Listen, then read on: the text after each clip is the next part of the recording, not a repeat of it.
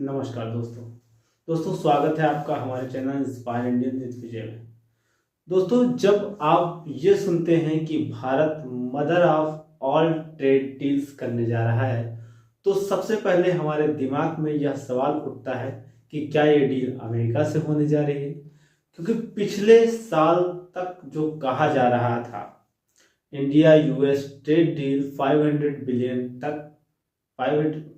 Billion dollar तक पहुंचने जा रही है, लेकिन आज तक ये हालात है कि 500 बिलियन डॉलर तो छोड़िए, 500 टैरिफ की भी धमकी हमें मिल रही है।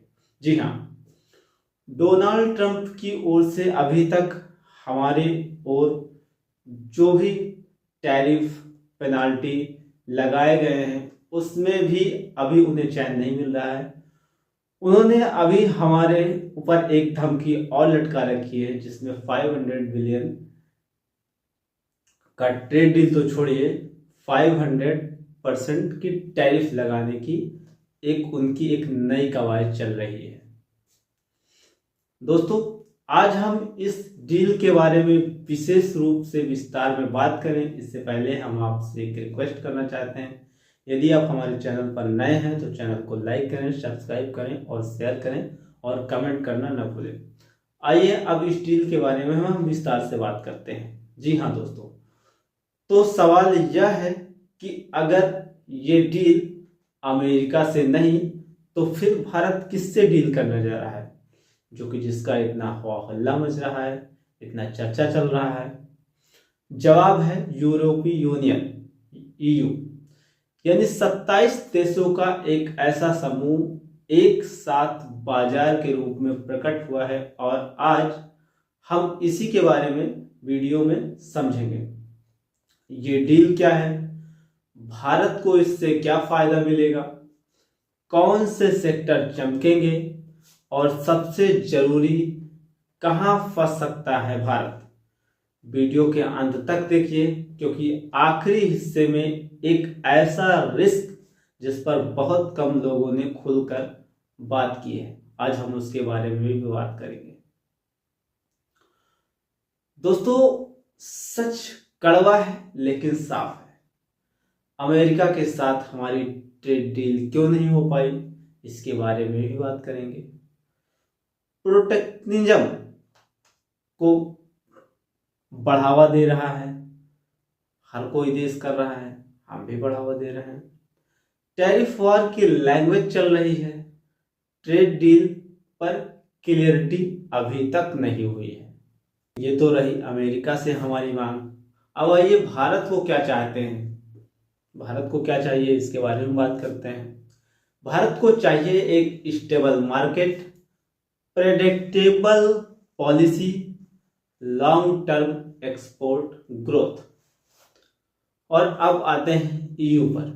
ईयू को क्या चाहिए, ईयू मतलब यूरोपियन कंट्री, 27 देशों का एक समूह, लगभग सभी developed economies, high paying consumer, strong demand, textile, medicine, IT service, engineering goods.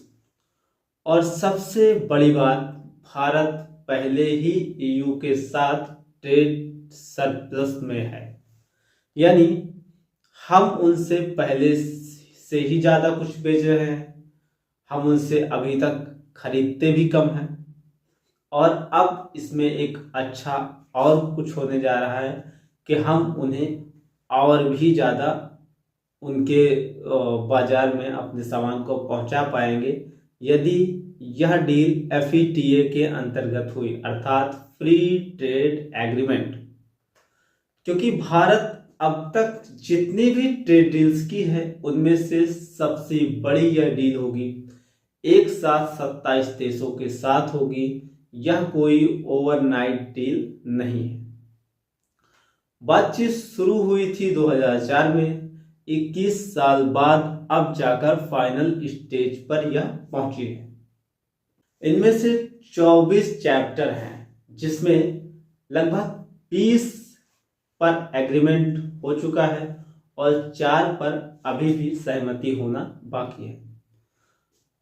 और टाइमिंग कैसा, टाइमिंग 25 जनवरी से 27 जनवरी, यानी कि रिपब्लिक डे जो कि हमारे देश का गणतंत्र दिवस होता है। ईयू की president Ursula von der Leyen Bharat आ रही हैं, यानी स्टेज पूरी तरह से सेट है। अब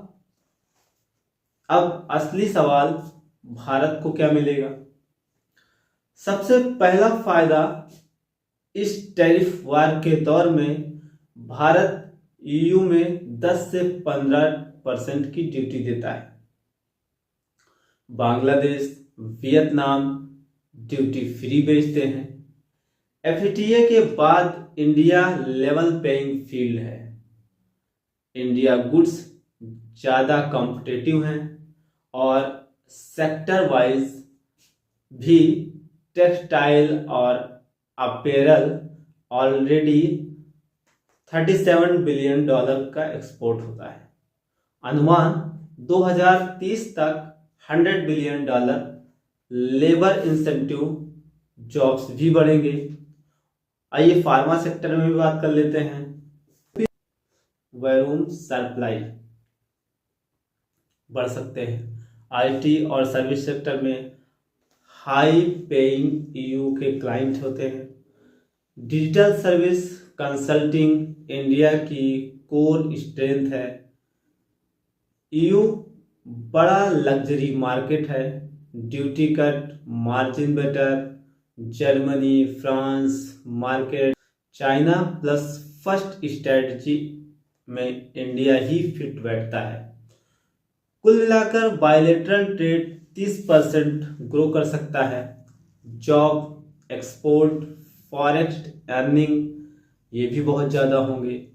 ईयू की मजबूरी अभी करंट टाइम में उभर कर आई है, वह भी एक मुद्दा बन सकता है।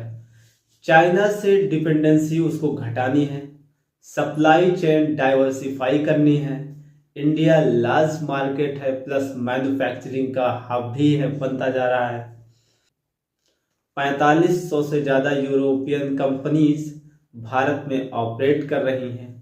एफटीए के बाद एफडीआई इनफ्लो में और तेजी आएगी। टेक्नोलॉजी ट्रांसफर में भी बातें की जा रही हैं। मैन्युफैक्चरिंग में भी एक बढ़ावा आएगा। अब आते हैं असली डेंजर जोन पर। असली डेंजर जोन क्या है जिससे हमें खतरा है? ईयू चाहता है कि जर्मन कार पर ड्यूटी कम हो। यूरोपियन वाइन्स पर जो ड्यूटी लगाते हैं हम लोग, वो भी उस पर कमी की जाए। इससे इंडिया के लिए एक रेवेन्यू लॉस होता है। डोमेस्टिक इंडस्ट्री में प्रेशर आती है। ईयू कहता है कि डाटा ईयू में ही स्टोर होंगे। इंडिया की आईटी फर्म्स के लिए यह एक कॉस्टली भी बन सकता है, ऑपरेशनल हेडेक भी हो सकता है। Indian engineers, doctors, EU visa norms अभी भी टफ है। 1 जनवरी 2026 से लागू बॉर्डर टैक्स भी एक बड़ा खतरा है। स्टील, सीमेंट, एल्युमिनियम पर एक्स्ट्रा टैक्स, इंडिया के कार्बन एक्सपोर्ट पर सीधा असर, और अपोजिशन भी सरकार को इसी पेज पर लाकर घेरती है। एफटीए तो ठीक है, लेकिन कार्बन टैक्स पर क्लैरिटी चाहिए। ये तो रही हमारी नुकसान की बातें। अब हम आइए अपने अच्छी खबरों के बारे में भी जानकारी कर लेते हैं। इंडिया ने एग्रीकल्चर और डेयरी को अभी भी इन सब कंडीशनों में बाहर रखा हुआ है। फार्मर को प्रोटेक्ट करने की कोशिश की गई है, लेकिन मुद्दा यह है कि यह फ्यूचर में सवाल भी उठेगा और असली नेगोशिएशन भी इसी चीज का ही रहेगा। तो कुल मिलाकर ये डील भारत के लिए गेम चेंजर हो सकती है।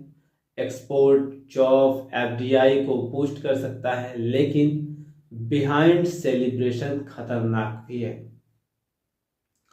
असल जीत तो तब होगी जब कार्बन टैक्स पर इंडिया फर्म्स रहे, सेंसिटिव सेक्टर सेफ रहें, लॉन्ग टर्म में इंटरेस्ट कॉम्प्रोमाइज ना हो। अब सवाल आपसे, क्या सच में mother of all trade deal है या सिर्फ एक पॉलिटिकल हेडलाइन बनाई गई है?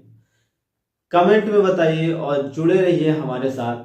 दोस्तों, यदि वीडियो पसंद आया हो तो वीडियो को लाइक करें, सब्सक्राइब करें और शेयर करें। कमेंट करना ना भूलें और कमेंट में इसके बारे में बताइए कि क्या यह एक पॉलिटिकल गेम है या असल में जैसा कहा गया है कि mother of all trade deal है। जय हिंद।